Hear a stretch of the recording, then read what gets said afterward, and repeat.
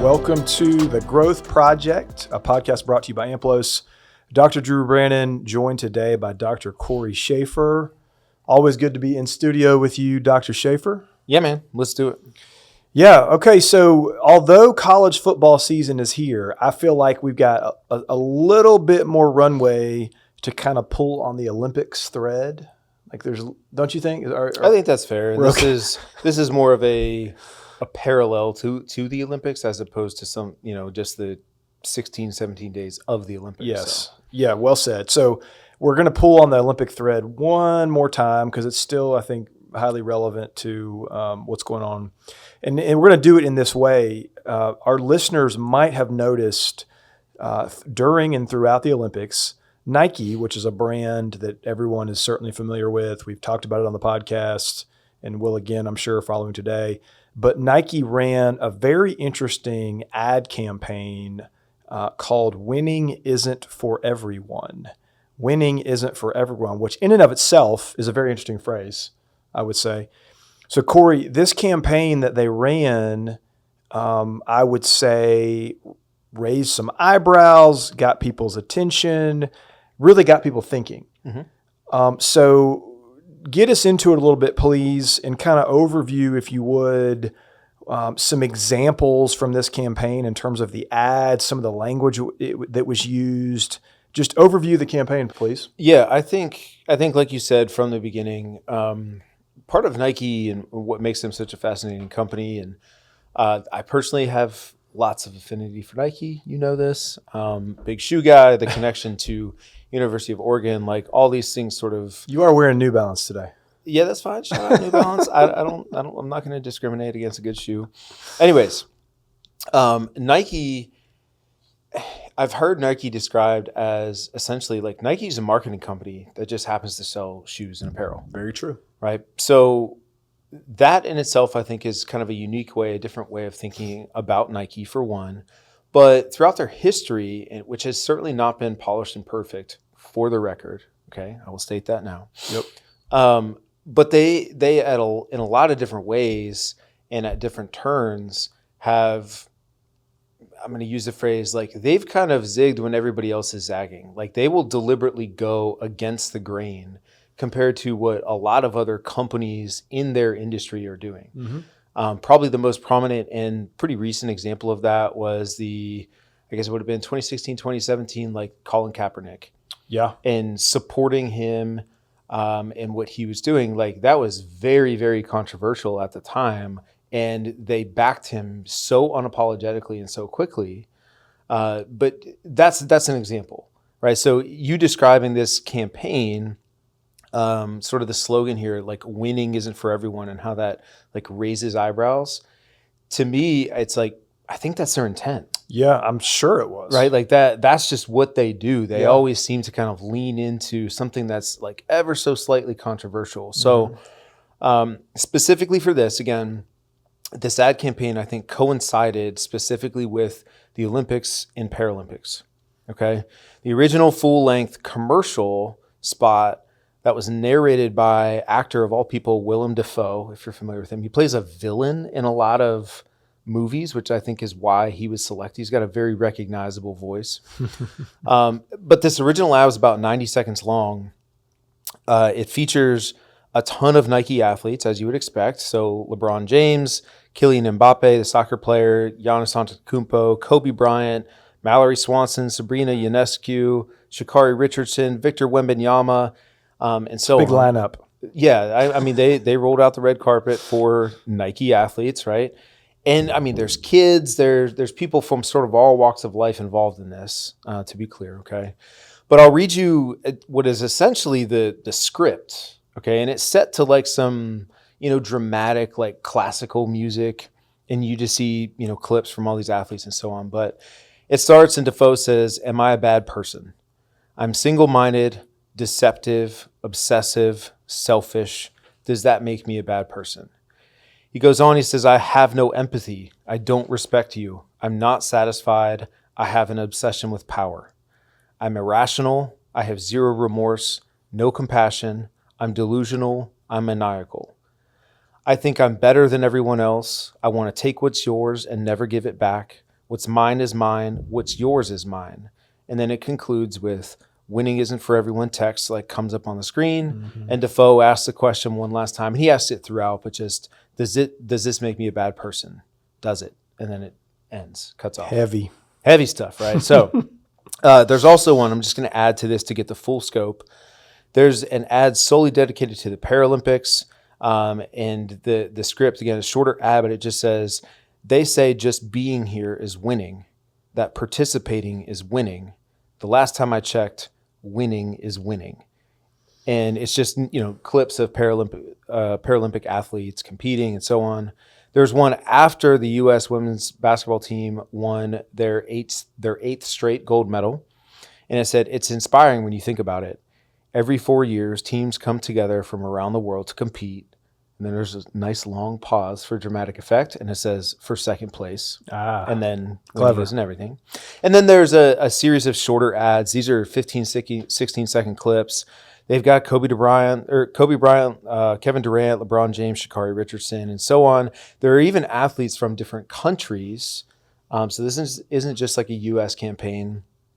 Some sports that, at least in the U.S., we definitely wouldn't be able to know or don't know as much about, not as popular and so on. So This is a full-on campaign from Nike, all centered around this idea of, again, winning isn't for everyone. So that's the full scope. Yeah.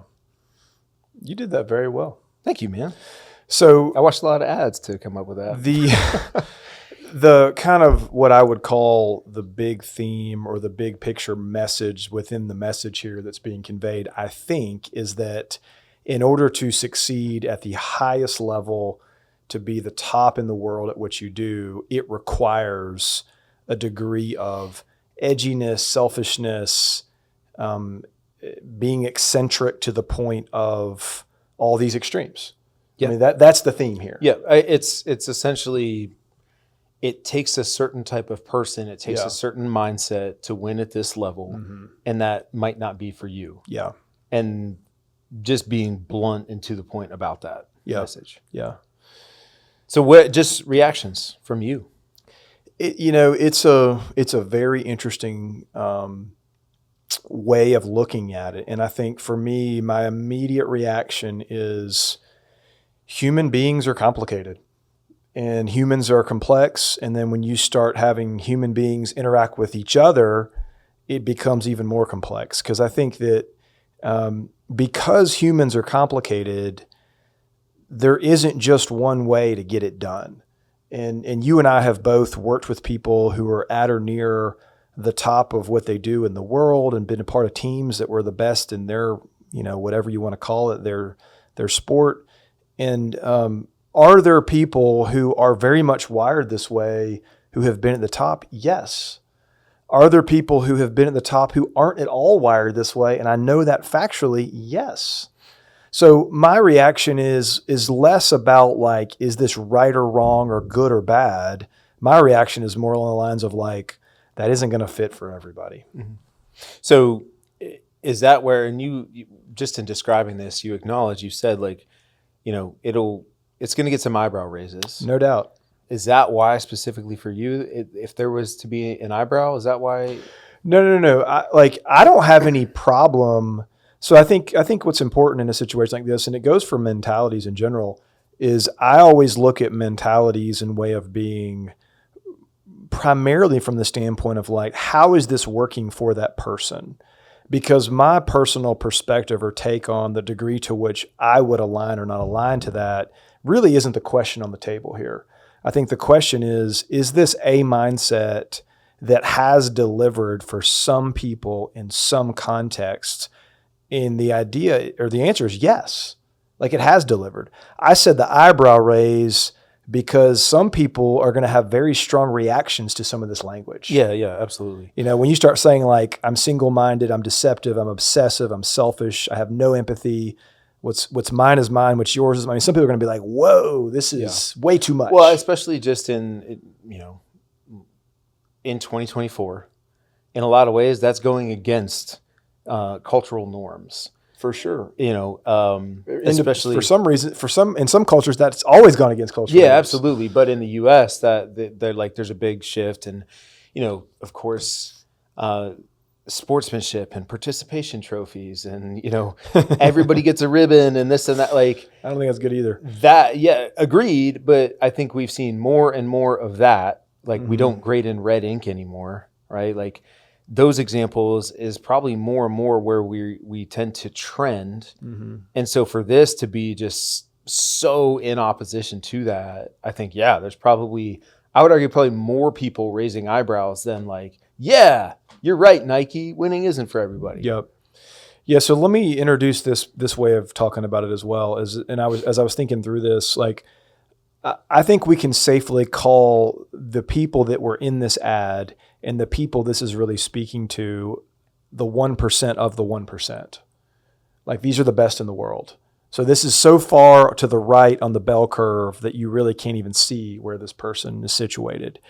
And the reality is, for those people, it's pretty much a sure thing that if we're talking about sports, like, they already won the genetic lottery. That's part of why they're there. It is not the only reason that they're there. On the Paralympic population, certainly different, right?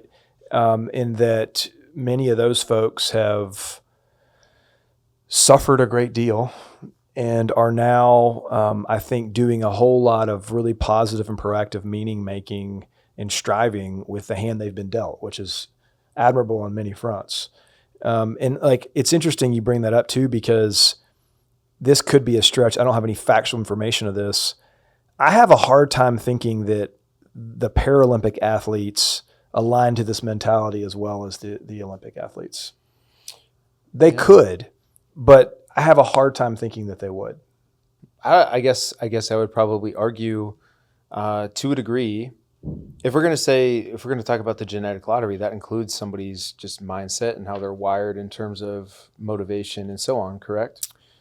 To part of that, yes. So they may not have won the physical genetic lottery, but the mindset, the mentality, the drive, and so on, they probably have that part of it. The genetic part of the personality component, we don't generally get very far away from that. But let's go back to, so here's what I think, in the point you were introducing a minute ago of participation. And so we're kind of talking about what I would call, from my perspective, two very skewed perspectives on the topic of winning. And they're at far ends of the continuum, kind of opposite of each other. And I don't think that either of them are probably ideal if we're talking about like framing and shaping the mentality of people who are participating in sports. Because if you're talking about, like, it'd be rare for if we were to take the 1% of the 1% and use that as a model for, it's like, okay, how should we be trying to develop people's mentalities? That's probably not the sample we would go off of. Yeah. I mean, I guess you mentioned this, but I think mentality, mindset, if that's what we're lumping this under, this whole topic, I suppose, I feel like they're just very, very individualized, and there's a lot of things that influence and can sort of go into what's the best mindset, what's the best mentality or approach for any individual athlete. There's just going to be so much variability there. Again, that is going to be a normal curve. Yeah. To a degree. Yeah. And so in that context, this is the way far right. If we're talking about like winning is the end all be all, they are so far on the right end of the spectrum, or however you want to think about it. But to provide even context or examples to what you mentioned before, like this really doesn't work for everybody. No, it doesn't. I think even very current examples, a guy like Scotty Scheffler. Yeah, this does not seem to be him at all. Like, not at all, right? He is such a like humble, grounded individual. He always talks about how he's just sort of rooted in faith and, no, I'm not out here trying to win. I'm just kind of doing my thing, and we'll see what happens at the end, right? I just want to get home to my wife and my now, baby, and like, I guess we'll tee it up next week, That's pretty much his mindset, just as one example of a guy who is legitimately at the top of golf, right? The best in the world at what he does, but he does not seem to have this type of mindset or approach. And I wonder, even the people that featured in the ads, I wonder how many of them have these mindsets. Sure. Yeah. I mean, you could certainly make an argument for some, but even a guy, we had some dialogue around this a couple of weeks ago when we first saw these ads, but who comes to mind for me is Kobe. Kobe's known for like Mamba mentality, and he really did fit this in a lot of ways, but not every way. No. And that, I think there's probably something broader to be learned and understood about this population even, because you said too, like you probably know people who fit this pretty well. Yes. And I do. Yep. And knowing these people, especially given our roles, knowing what these people are like maybe away from the arena, they're not like this at all necessarily, 24/7. Right. And that's what I think is important just for people to understand. And so again, just knowing quite a bit about Kobe, probably my all-time favorite athlete. He was the epitome of like a family man.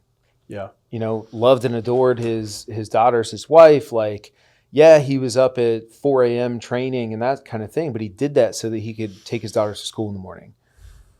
Like his schedule, as much as he could, he manipulated, and it was often a burden on him. Yeah. But he made it a priority to see his family too. Right. So it's like in this arena of basketball, in his case, absolutely, like winning isn't for everyone.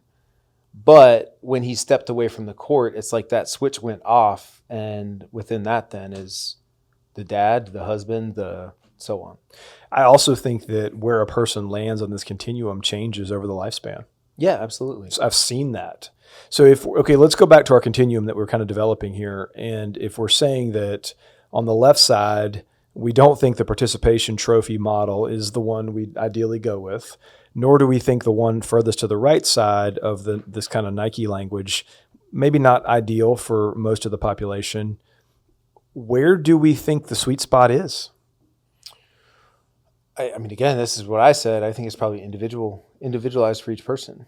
And you only figure that out to a degree, I guess is the best way of putting it, through like experimentation. As opposed to just one day saying like, this is the mindset for me forevermore, right? It's almost like you have to try it on and see what it fits like, see how you show up and compete. Okay, what did I like about that? What did I learn about that? Let's tweak, let's iterate. That, in my mind, is kind of the approach, or at least how I would suggest somebody go about it, as opposed to just, like when you're born, you get your blood type and like, here's your mentality type. Yeah. And I think we have to bring in the kind of the personality science to this as well, because the truth is like where you find yourself situated is not entirely, but is in part determined by how you're made personality wise. Mm-hmm. And if you look at that kind of over the lifespan, are people going to change and fluctuate? 100% chance, yes. Are they likely to be major shifts and changes? No, they're not.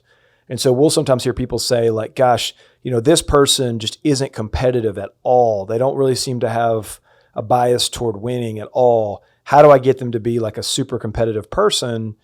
And the answer probably is you aren't.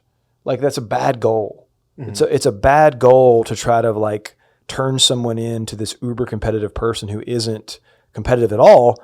I think a better goal would be, how do I make this person more competitive? Like that's a great start. Like, yeah. That's really where you should be, because it's unlikely that you're going to create massive shifts up or down the continuum.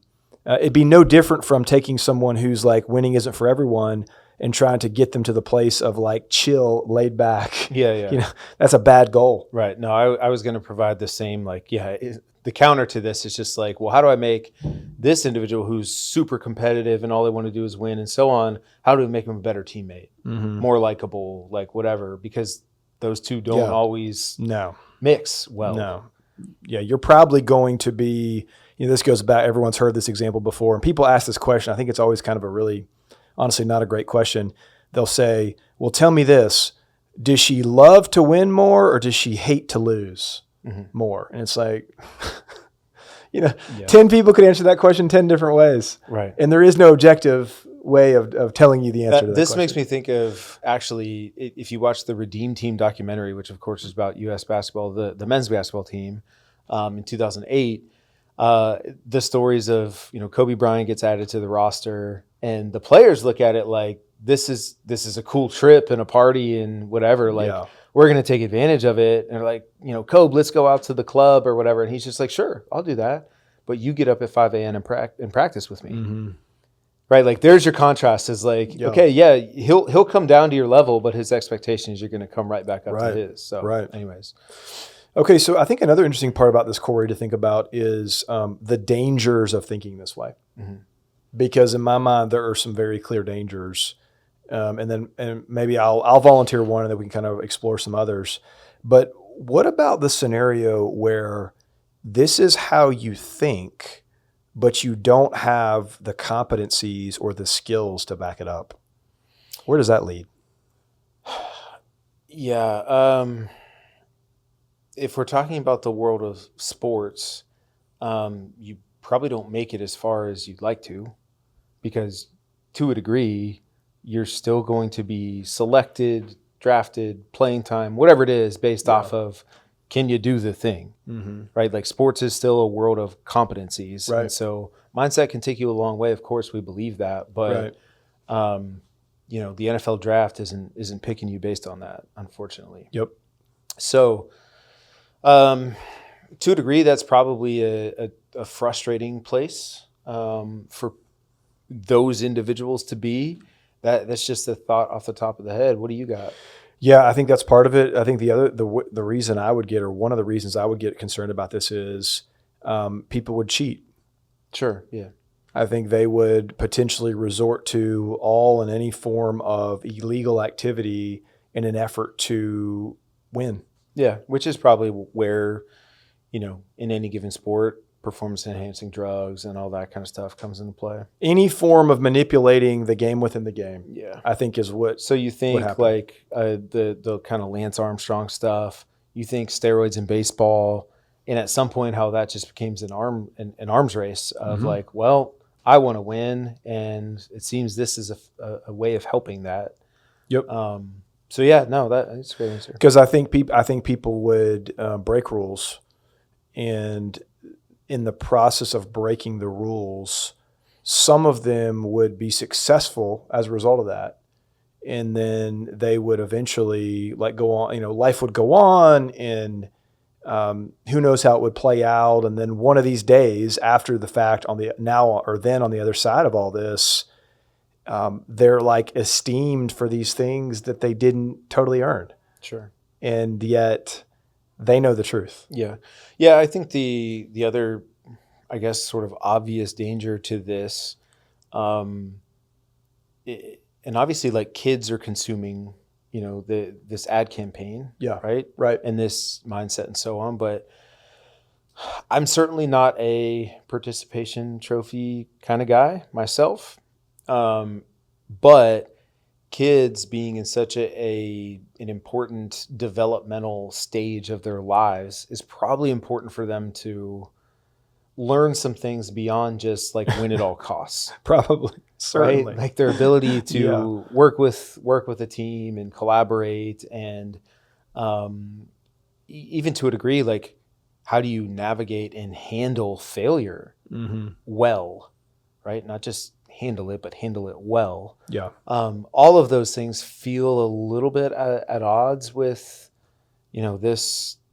this campaign and this way of thinking. If that's how you're going to raise your kids, like, man, very much at odds. Sure, they're going to be competitive. They're going to be probably super driven, and all of that's really good, but they're probably lacking in some areas as well.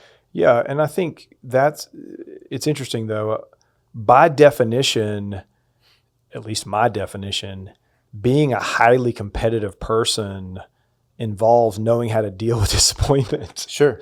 I think it's interesting how we sometimes put winning and being competitive together when they're not always one and the same. Like you're going to compete a bunch and lose. I can't remember what it was. I heard an interview recently. It was an NFL vet talking about a rookie that they had. And I can't remember either one of the players, so I'm not sure why, but he was talking about how like they went out and played week 1, they lost in week 1, and the rookie was just like distraught because he'd played in like a highly successful college program and stuff. And the vet was like, "Hey man, you're going to lose about half these." Like he's like, in the NFL, about half the time you're going to lose. And some years you're going to lose more than that. And it kind of goes back to what we're saying, like, if this is how we're going to define success, if it has to be a win, most people aren't going to endure that very well. Mm-hmm. Yeah, and so I think the youth sports angle that you're introducing there is really, really important, certainly, because we know that like overwhelmingly, almost all the kids we're talking about will not be having a career in sports. Yeah, and again, to me, it goes beyond even sports. I know the focus here, of course, and with Nike is sports, but imagine if that's how kids approach school. Yeah, and to a degree, how same deal. Plenty of them, do already. But anyways, okay. So I have another question. Mm-hmm. When it comes to this mentality that's being described, is it worth it? Add some context to your question. Well, okay, let's play this out. I'll go back to the precise language. If you knew a person whose legitimate mentality was single-minded, deceptive, obsessive, selfish, no empathy, no respect, not satisfied, obsessed with power, irrational, I could go on and on. Mm-hmm. What are some safe assumptions we can make about their spheres of influence? Well, I'll pause on that question and just come back to what my mind initially goes to is Michael Jordan in the I was documentary. What's the documentary? God, why is it? What is it called? We all know the one you're talking about. Yeah. Not the Jordan Rules. The Last Dance. Last Dance. All right, so The Last Dance. So Michael Jordan, The Last Dance, he has his teammates on there talking about how in a lot of ways, like you're describing him, mm-hmm. right? And how he was on the court and as a leader, as a teammate, how difficult that sometimes was because of how he treated the people around him. But even those guys are able to recognize and almost come to terms with just like, but he did all of this, not just because he wanted this for himself. And he certainly did want to win for himself. He wanted us to win. Mm-hmm. And when you saw what he was able to get out of people and how that obviously did contribute to winning, in his case with the Bulls 6 different times, they're like, you come to appreciate it. So I think the cost of this is hard to say. At least to me, it's probably an individual by individual basis. Jordan, I would guess, would be completely okay with how he approached everything as a player, his leadership, how he was as a teammate, and so on. And yes, he fit this mold, he fit this description, but in his mind, it's like, yeah, I got exactly what I wanted. Yeah, I would love to know that part. I would love to know how okay or not so okay he is. Well, and even in The Last Dance, there are the moments when I think the question is deliberately asked of him, like, what's your reaction to people who think you're this type of way? And he kind of gets emotional. Mm-hmm. And his response is ultimately like, look, I didn't ask anything of anybody that I didn't do. Right? But like, if the goal is to win, then this is what it takes. Yeah. And then he kind of ends the segment because you see he's almost getting emotional. Mm-hmm. I'm sure that's a hard question for him, but I think you see there's probably not a ton of remorse there, because in his maybe one of one, extreme cases example, he got what he wanted. Yeah, related to like that moment in time, he did. Yeah. It'll be, I think he's a good example to talk about just what I do know about him and his situation, not in a personal way, but based upon what I've read and kept up with. There are no shortage of fractured relationships in his life. Sure. Both personally and his family. And although there were some teammates on that show speaking in those ways, there are a whole slew of others who, Yeah. would either say something. But that's what I'm very saying. different. Like, only he can answer that. Yeah. And I wonder, like, I don't know yet if he's like, is he ready to answer that question? Does he know the answer to that Sure. question yet? But that's why your question to me, I think, is hard for me to just answer in such a clear way, because I'm not sure. I think it's up to that individual to decide ultimately. And probably the harder and harder you lean in this direction of like winning isn't for everyone, the more and more there's probably not regret, as long as what you get at the end is winning. Yeah. It's interesting too, Cory, because and I know that every answer that we give on something like this, of course, is biased in some way. It's hard for me to imagine someone getting to the later chapters in life and feeling good about this. Yeah, I agree. I mean, primarily because of what you just said, like the relationships piece. And I mean, research even shows like that's probably the number one influence on happiness and stuff over the long haul. So, yep. Okay, let's really get into it for a second. How many trophies did Jordan win? I mean, he won 6 NBA championships, but you throw in... So 6 titles. Yeah, but you throw in then gold medals and MVPs and all that kind of stuff. If you want to count that, it's much, much more than that. So let's just go with the 6 titles. I wonder what he would say if we asked him this. If he could take, with each one of those trophies, if he could trade the trophy for some form of significant life event that he has experienced, would he do it? On the next episode of the Growth Project, Michael Jordan. We may or may not be able to feature that on our next episode, but I would love to ask that question. Sure. So how about this? He has suffered. Do you think that this way of thinking, this mentality, however you want to describe it, do you think it can work in business? For how long? You just answer and put your own, put your own guardrails on the question. Okay. So I would answer this way. Great question, by the way. We often talk a bunch in the work that we do about the differences between meeting success versus sustaining success. And that's how I would answer the question. I think this mentality can work for someone in an attempt to meet success, which is obviously framed in more of kind of a shorter term way. I don't think it's a feasible way of existing to sustain success. So to be clear, Drew's talking about the 2019 LSU Tigers football team compared to the Georgia football dynasty. Well, that we're in the midst of. I wish I'd love for it to be a dynasty one day. I don't know that we're there yet, but yeah, I guess that is part of what I'm saying. I think that you can go at things this way and get really busy and churn up a whole lot of activity and produce results. Like you can produce a lot if you are wired this way and think this way. Is it going to create a sustainable model of success? I don't think so. Do you think there are examples of that though in business? Just like there are extreme examples in sport. My guess, and again, I guess my knowledge of business is more to like the big names that everybody's heard of in business. Yeah. But I would also guess that there's probably the same trade-offs. Yeah, that's exactly right. I mean, I would immediately go to the straight line I would draw from that question would go right to what are the costs? Right.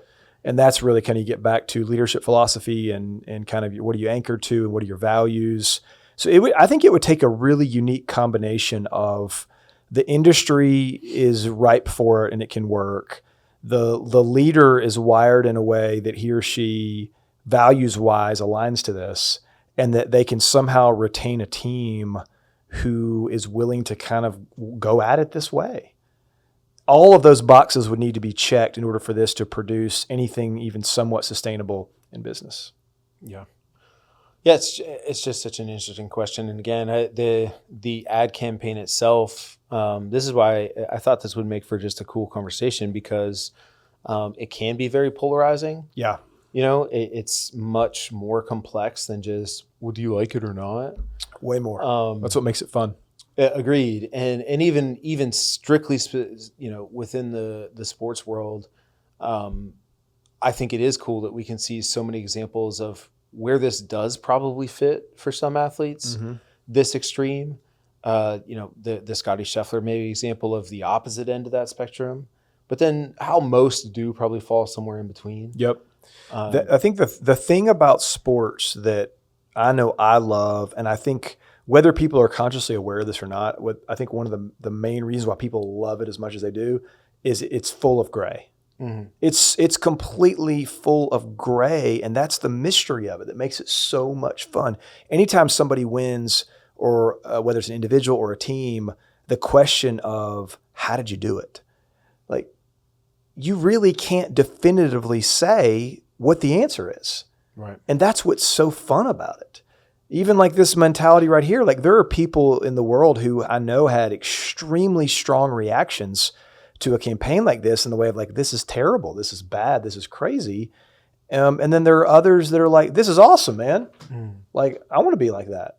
Yeah. So, and I just think the gray and all that is what makes it really fun. Yeah.